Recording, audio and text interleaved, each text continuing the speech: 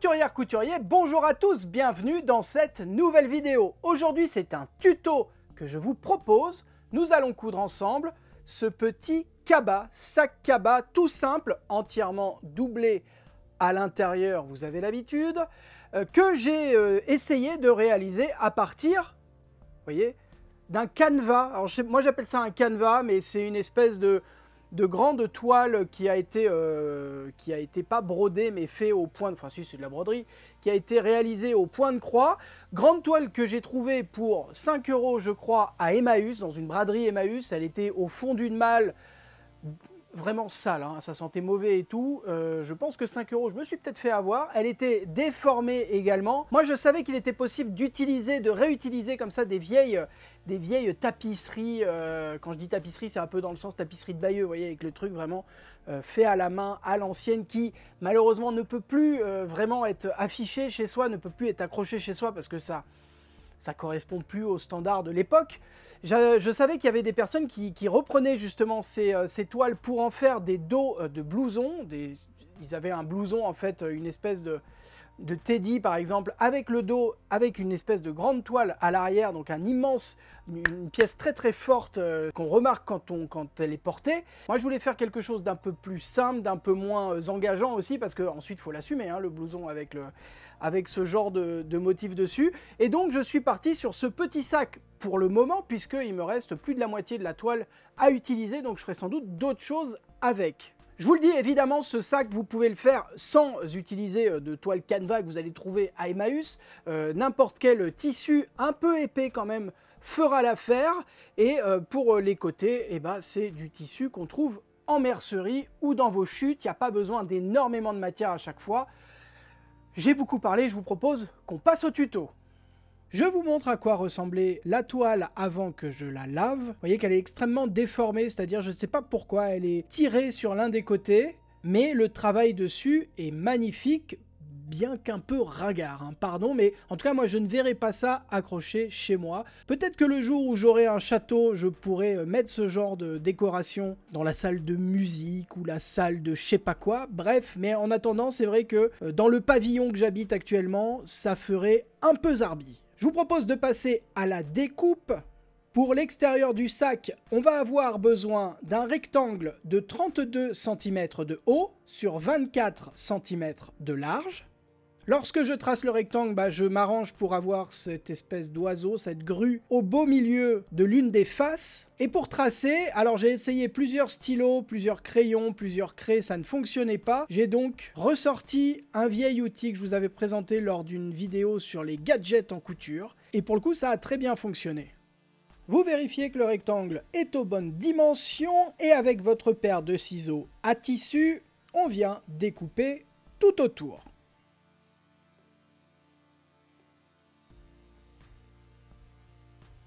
Et pour ce sac, nous avons besoin de 2 rectangles, donc nous allons découper un second rectangle. Et alors plutôt que de retracer directement sur le tissu, moi je vais me servir du premier rectangle comme d'un patron, en l'épinglant sur la toile et en découpant tout autour.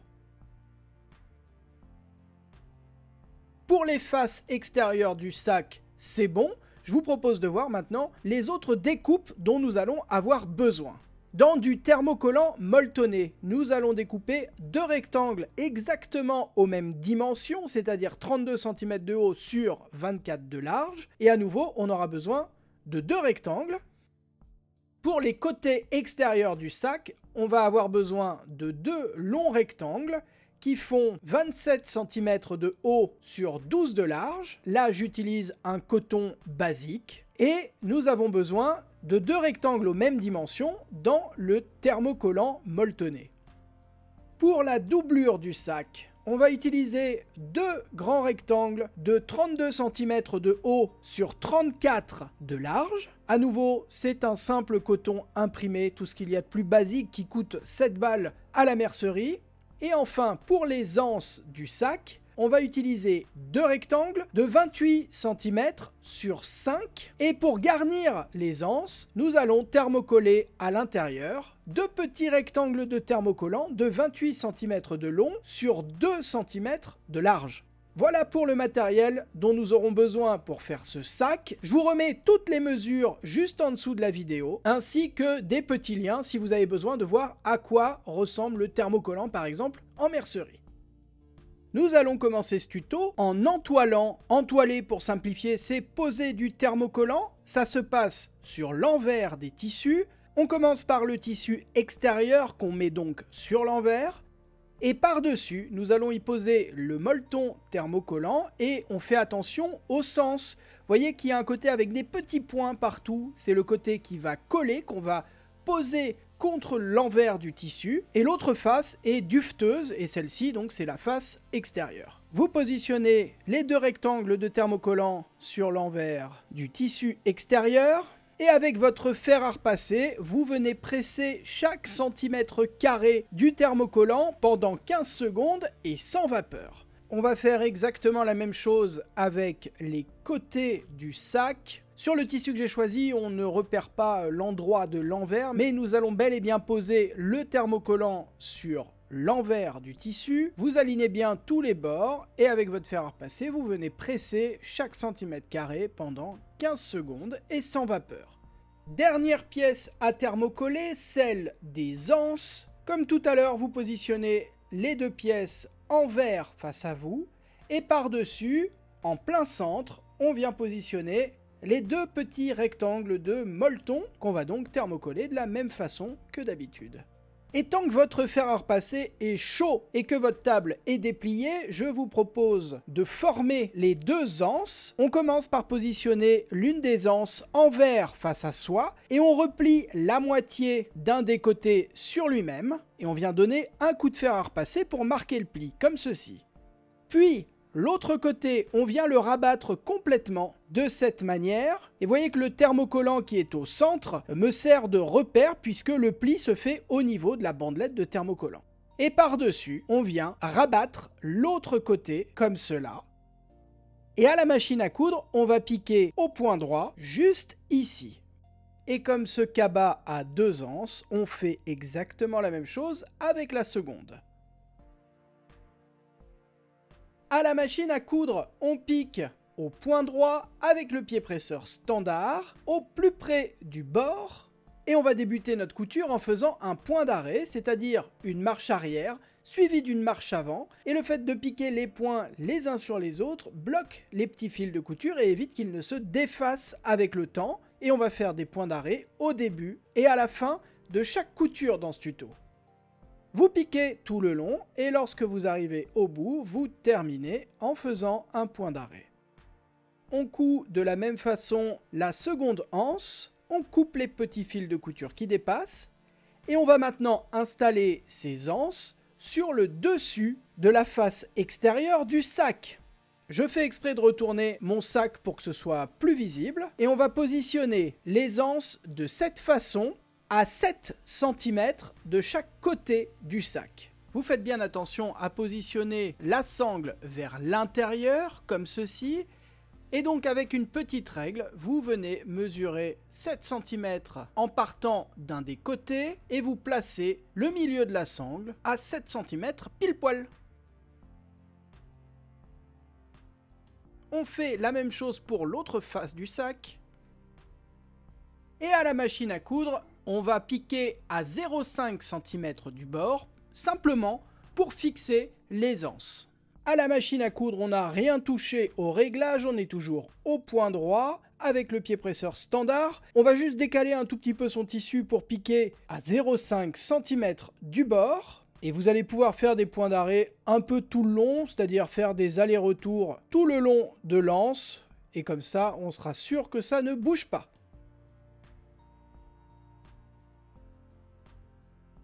Vous faites la même chose pour les 3 autres anses.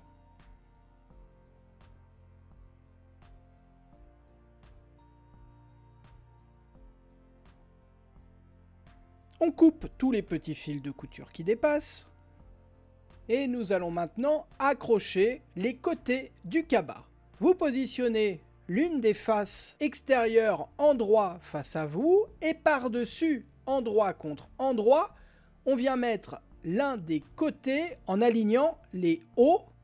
Et à la machine à coudre, on va piquer tout le long juste ici, mais nous allons nous arrêter à 1 cm avant d'arriver en bas. On fait évidemment la même chose pour l'autre côté. Et à la machine à coudre, on n'a rien touché au réglage, on est toujours au point droit avec le pied presseur standard à 1 cm du bord. On pique en débutant par un point d'arrêt. Et si, comme moi, vous êtes parti du haut du sac et que vous êtes en train de redescendre, vous n'oubliez pas de vous arrêter 1 cm avant d'arriver en bas du côté. On coud de la même façon l'autre côté. On dit bye bye au petit fil de couture qui dépasse. Et maintenant qu'on a accroché une face au côté, je vous propose d'accrocher la seconde. Vous venez ouvrir les deux côtés que nous venons de coudre comme ceci. Et par-dessus, endroit contre endroit, on vient mettre l'autre face du sac. À nouveau, on aligne le haut du sac avec le haut des côtés. Et on va piquer de la même façon, c'est-à-dire en laissant 1 cm de mou avant d'arriver en bas du côté. On fait la même chose pour l'autre côté. Et à la machine à coudre, on n'a rien touché, on pique exactement de la même façon que d'habitude.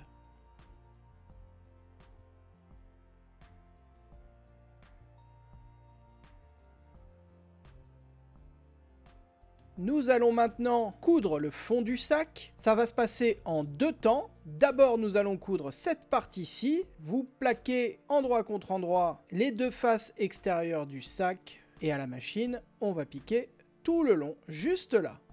À la machine à coudre, on est toujours au point droit, à 1 cm du bord avec le pied presseur standard. On débute sa couture en faisant un point d'arrêt. On pique tout le long et on termine en faisant un point d'arrêt. On coupe les petits fils de couture qui dépassent. Et on va maintenant terminer de former l'extérieur du cabas. Ça se passe au niveau des côtés avec les doigts. Vous venez écarter les marges de la couture que nous venons de faire dans le fond du sac. On vient tirer les côtés comme ceci, de façon à plaquer le fond du sac sur l'un des côtés. Vous alignez bien les bords et on vient mettre une épingle ou une petite pince comme moi en ouvrant la couture sur le dessous de manière à ne pas avoir toutes les épaisseurs au même endroit. Et à la machine, on va piquer tout le long juste là. On fait la même chose de l'autre côté. À la machine à coudre, on est toujours avec le pied presseur standard. On coud à 1 cm du bord, au point droit. On débute sa couture en faisant un point d'arrêt. On pique tout le long en prenant bien son temps. On fait particulièrement attention au moment où on va passer sur la couture du fond du sac parce que selon le tissu que vous allez utiliser, ça peut être plus ou moins épais. Et lorsqu'on arrive au bout, on termine en faisant un point d'arrêt. On fait exactement la même chose pour l'autre côté du sac.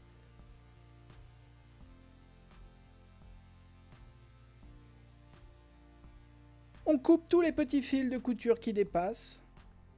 Et on va maintenant s'attaquer à la doublure.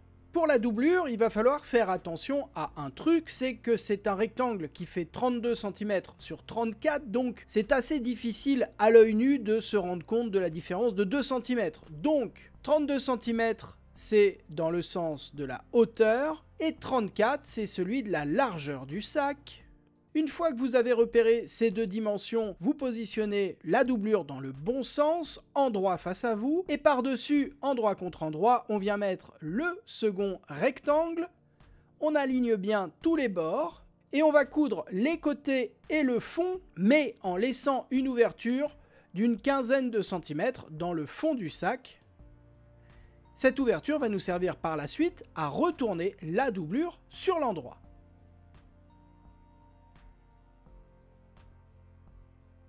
À la machine à coudre, on est donc au point droit avec le pied presseur standard et on pique à 1 cm du bord. On débute sa couture en faisant un point d'arrêt. Lorsque vous arrivez dans un angle, vous laissez votre aiguille plantée, vous relevez le pied presseur, vous tournez votre ouvrage à 90 degrés, vous rabaissez le pied presseur et vous continuez la couture. Et si comme moi vous vous êtes planté et que vous n'êtes pas tout à fait à 1 cm, eh bien vous refaites le point ou les points qui manquent. Lorsque vous arrivez au niveau du fond, là où vous allez laisser l'ouverture de 15 cm, vous arrêtez de coudre en faisant un point d'arrêt, vous retirez votre ouvrage, vous avancez d'une quinzaine de centimètres et vous reprenez votre couture en débutant évidemment par un point d'arrêt. Puis vous continuez jusqu'à l'autre extrémité du sac et vous terminez en faisant un point d'arrêt. On coupe les petits fils de couture qui dépassent. Et pour avoir de belles finitions, nous allons ouvrir les coutures au fer à repasser. Ouvrir les coutures, c'est simplement venir écarter les marges de part et d'autre de la couture que nous venons de faire et venir donner un coup de fer à repasser avec pas mal de vapeur pour maintenir ces marges de chaque côté. Vous faites ça sur les 3 coutures que nous venons de faire.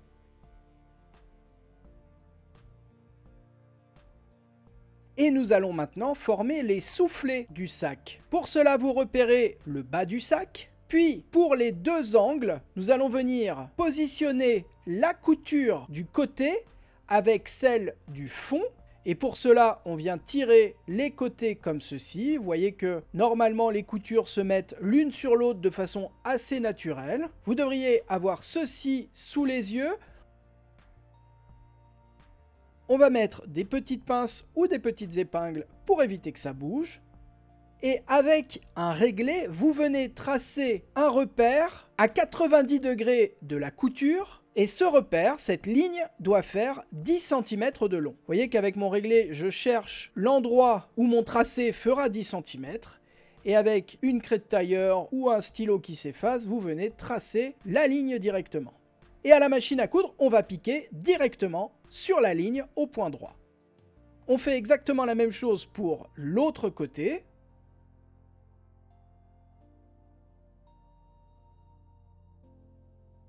Et à la machine à coudre, on pique donc au point droit sur les lignes que nous venons de tracer avec le pied presseur standard. On débute sa couture en faisant un point d'arrêt, on pique tout le long et on termine en faisant un point d'arrêt.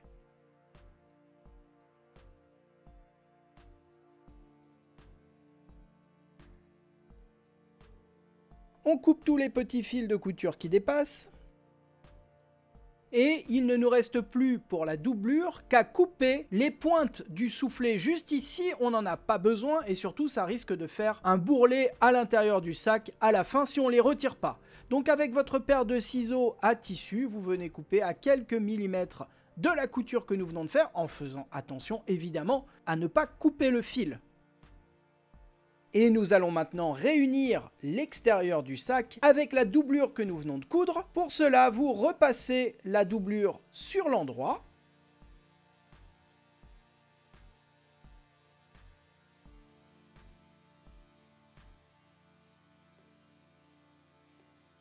Et vous venez la glisser à l'intérieur de l'autre partie du sac. Et ainsi, la doublure et le tissu extérieur se retrouvent endroit contre endroit. Vous alignez bien les bords. On va essayer de positionner les coutures du côté de la doublure avec le milieu des côtés du sac, comme ceci. Moi, pour que ça s'ajuste parfaitement, je tire toutes les épaisseurs de tissu pour qu'elles se plaquent bien les unes aux autres. On met des petites épingles tout autour.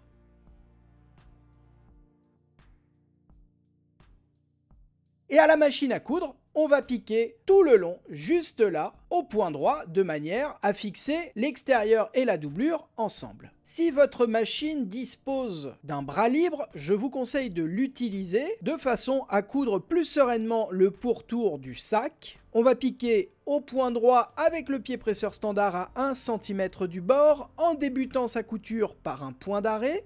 Vous piquez tout le long en vérifiant bien que la doublure et le tissu extérieur soient bien bord à bord. Et lorsque vous avez fait tout le tour, vous terminez votre couture en faisant un point d'arrêt. On coupe les petits fils de couture qui dépassent. Et par l'ouverture que nous avons laissée au fond de la doublure, nous allons retourner le cabas sur l'endroit. Avec vos doigts ou avec un petit outil, vous venez donner une jolie forme au sac en repoussant les coutures par l'intérieur.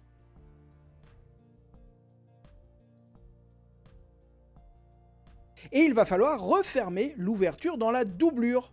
Pour cela, il y a deux options, soit une couture à la main, mais moi la couture à la main c'est pas trop mon truc, soit une surpiqûre directement à la machine à coudre, et vu que c'est au fond du sac, on ne verra rien. Dans les deux cas, vous rentrez les marges de couture à l'intérieur de la doublure, vous venez mettre des petites pinces ou petites épingles, et on va refermer juste là. À la machine à coudre, on fait une surpiqûre tout le long de l'ouverture en débutant par un point d'arrêt. On pique au plus près du bord. Et alors idéalement, vous essayez d'utiliser un fil moins contrastant que le mien parce que, alors vu que c'est au fond du sac, on ne le voit pas. Mais bon, si vous utilisez un fil qui s'accorde parfaitement avec le tissu, c'est encore mieux. Vous terminez votre couture en faisant un point d'arrêt. On coupe tous les petits fils de couture qui dépassent. On va maintenant rentrer la doublure à l'intérieur du cabas et nous allons passer une surpiqûre tout le long de l'ouverture en haut du sac de manière à bloquer le tissu extérieur et sa doublure l'un contre l'autre. Pour cela, moi je vous conseille d'utiliser votre fer à repasser de manière à ce que le positionnement des deux tissus soit précis et propre. Vous épinglez tout le long si vous avez besoin. Et à la machine à coudre, on va donc passer une surpiqûre tout autour. On utilise toujours le bras libre de sa machine si elle en dispose. On pique au plus près du bord au point droit avec le pied presseur standard. On débute sa couture en faisant un point d'arrêt. Et lorsqu'on a fait tout le tour, on termine en faisant un point d'arrêt.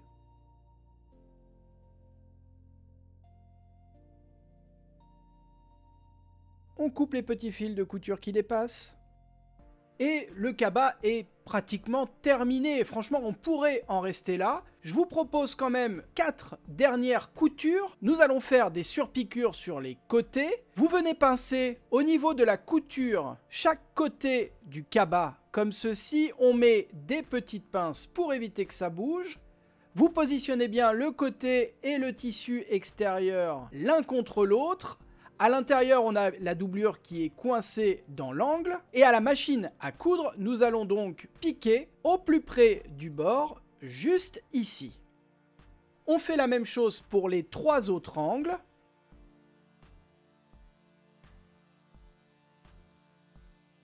Et donc à la machine, on est avec le pied presseur standard, au plus près du bord et au point droit. On pique en débutant par un point d'arrêt jusqu'au bout du côté. Et on termine en faisant un point d'arrêt.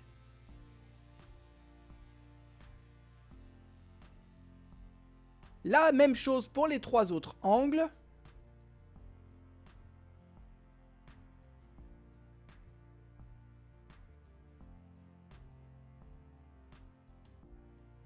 Vous coupez tous les petits fils de couture qui dépassent et votre cabas est terminé. Bravo à vous!